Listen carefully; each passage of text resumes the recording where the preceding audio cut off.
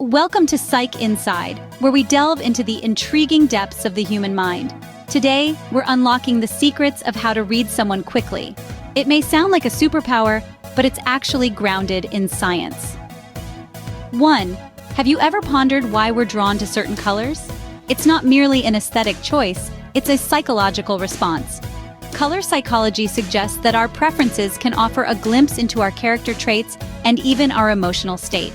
For instance, people who favor blue are often perceived as trustworthy and stable.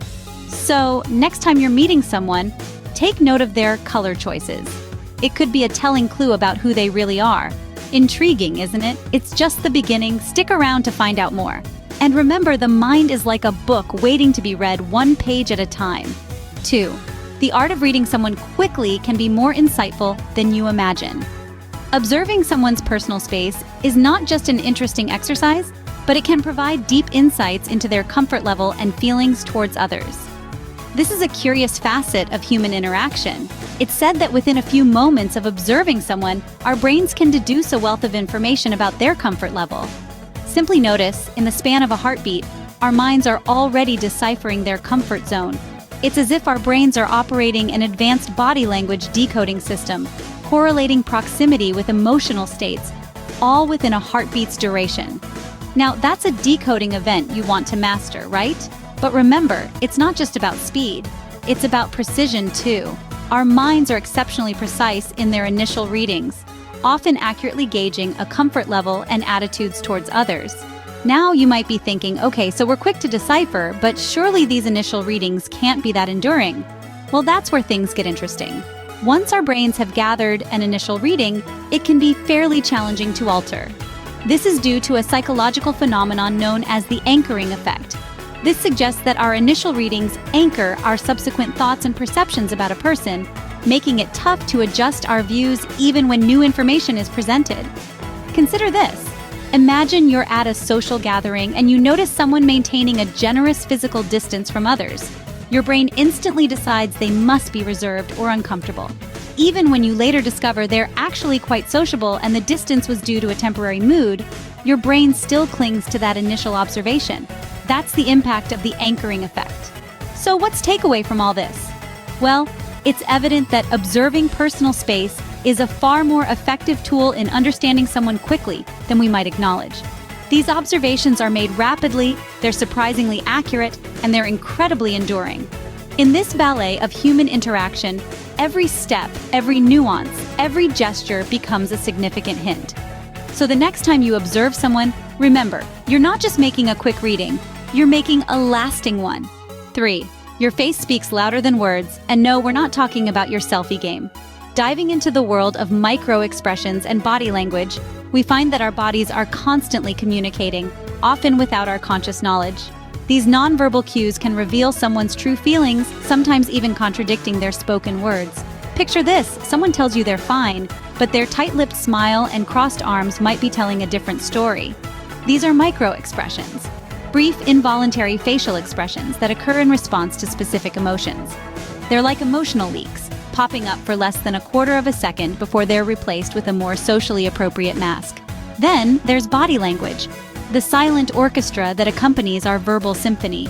While we're busy choosing the right words, our bodies are staging a performance of their own. This could be through gestures, posture, or even the distance we maintain from others. But why does this matter?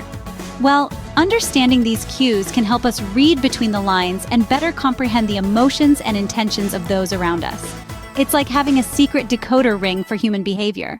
Micro-expressions, for instance, can provide insight into someone's genuine feelings. They're fleeting and hard to control, making them a reliable indicator of authentic emotion. If you spot a flash of anger or fear on someone's face, even if it's quickly replaced by a smile, you might be tapping into something deeper.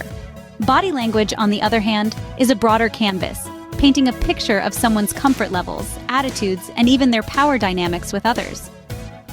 A person constantly looking at their watch during a conversation might not be pressed for time, but rather uninterested or impatient.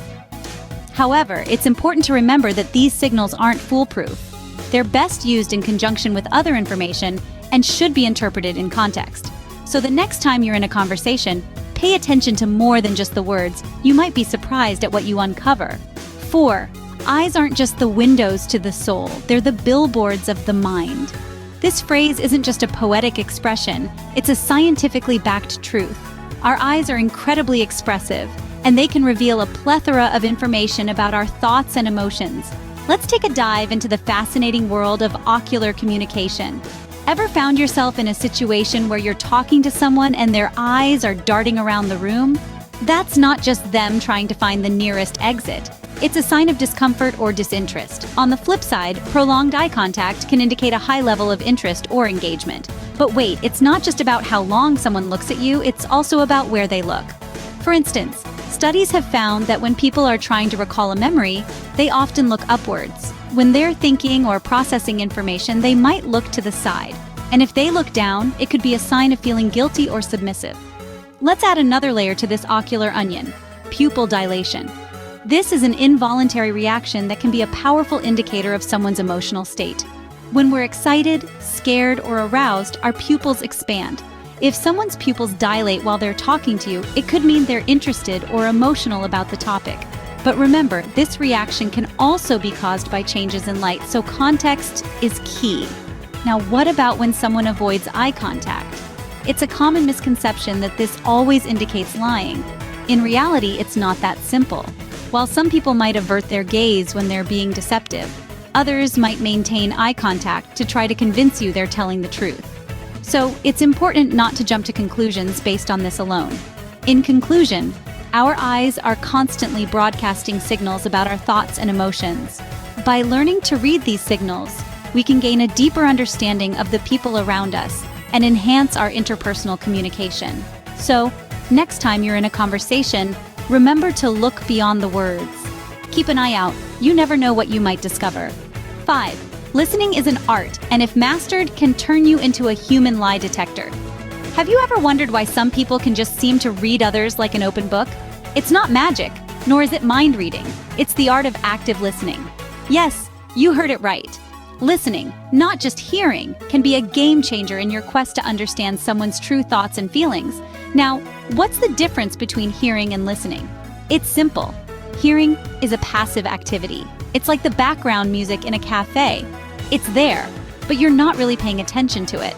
On the other hand, listening is an active process. It's like tuning into your favorite song and catching every beat, every lyric, every emotion. Active listening means focusing on the speaker, absorbing what they're saying, and understanding the message they're trying to convey. It's about picking up on the subtle nuances in their speech and tone. It's about noticing the slight hesitation before they answer a question, the change in pitch when they talk about something they're passionate about, or the drop in volume when they mention something they'd rather avoid. These tiny details may seem insignificant, but collectively, they paint a vivid picture of the speaker's true thoughts and feelings. They reveal what lies beneath the surface, what's hidden behind the words. And if you can pick up on these cues, you can read between the lines and understand the speaker on a deeper level. But remember, active listening is not about judging or making assumptions. It's not about putting words into the speaker's mouth or jumping to conclusions. It's about being patient, open-minded, and empathetic. It's about giving the speaker the space to express themselves freely and the respect they deserve as a fellow human being. So the next time you're in a conversation, try to practice active listening. Tune into the speaker, catch the nuances in their speech and tone, and see what you can uncover. You might be surprised by what you find. Remember, the key to understanding is listening, not just hearing. Just reading people isn't about mind games, it's about understanding. As we conclude our exploration, let's look back at the key takeaways. First impressions are powerful tools that can set the tone for our interactions. These initial moments can reveal more than you might think. Next, we delved into the world of micro-expressions and body language. These silent communicators often speak volumes about a person's true feelings or intentions. The eyes, as they say, are indeed windows to the soul, providing us with subtle cues about what someone is thinking or feeling. Last but not least, we discussed the art of listening. Truly hearing what someone is saying, rather than just waiting for your turn to speak, can make a world of difference in your communication. These skills are not just useful, they're essential. They can help improve our relationships and make our interactions more meaningful. Don't forget to subscribe to Psych Inside for more insights into the fascinating world of psychology. Remember, the mind is a book waiting to be read. Until next time.